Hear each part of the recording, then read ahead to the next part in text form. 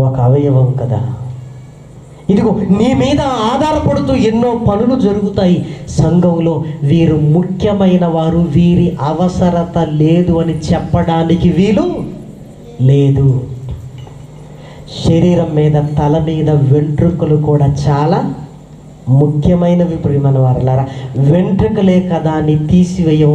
ఈ వెంట్రుకల మీద లోకంలో ఎంత బిజినెస్ జరుగుతుందో మీ అందరికీ తెలుసు. చూసారా? మీరు ఆలోచించండి.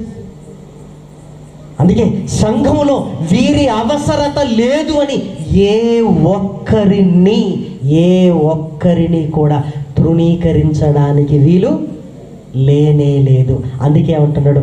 బలహీనములైనవి మరి అవశ్యములే అంటున్నాడు.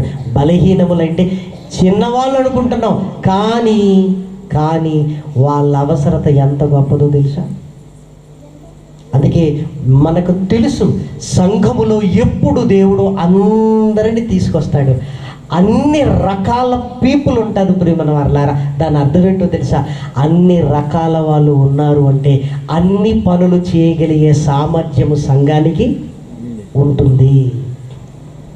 అందుకే పాడగలిగేవారు ఉంటారు, వాక్యము చెప్పగలిగేవారు ఉంటారు, నడిపించగలిగే వాళ్ళు ఉంటారు, కార్యక్రమాలు చేయగలిగే వాళ్ళు ఉంటారు, పబ్లిసిటీ చేయడానికి ఇదిగో మంచి ఆలోచన కలిగిన వారు ఉంటారు. ప్రేమల దేవుని పిల్లలారా, ఎవరి తలాంతు వారిదే. ఒకరి తలాంతు ఇంకొకరితో పోల్చడానికి వీలు లేనే లేదు ప్రియమైన దేవుని పిల్లలారా. ఇలా ఎవరి పనులు వాళ్ళు చేయగలిగితే, సహోదరులు ఐక్యతగా ఉండగలిగితే సంఘానికి క్షేమాభివృద్ధి కలుగుతుంది. ఎప్పుడైతే సంఘానికి క్షేమాభివృద్ధి కలుగుతుందో సువార్త సమాజానికి వెళుతుంది. ఎప్పుడైతే సువార్త సమాజానికి అందుతుందో ఇదిగో ఈ రాజ్య సువార్త సకల జనులకు ప్రకటింపబడాలి. అటు తరువాత అంతము వచ్చును అన్నాడు. కానీ సంఘాలు బలహీనమైపోయాయి ప్రియమైన వారలారా. యేసుక్రీస్తు శరీరం బాలేదు ప్రియమైన వారలారా.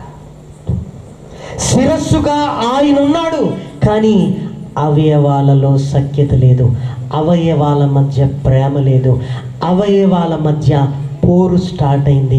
అందుకే సంఘంలో ఏ పనులు జరగవు ప్రియమైన దేవుని పిల్లలారా. ఎందుకంటే ఎవరి పెత్తనం వాళ్ళదే. ఒకరి మాట విని సరే చూద్దాంలే అనడానికి లేదు. అంటే సంఘాలు కుంటుపడ్డాయి ప్రియమైన వారలారా. అందుకే యేసుక్రీస్తు రాకడ ఆలస్యమవుతుంది. ఒకరోజు దీన్ని ధ్యానిస్తూ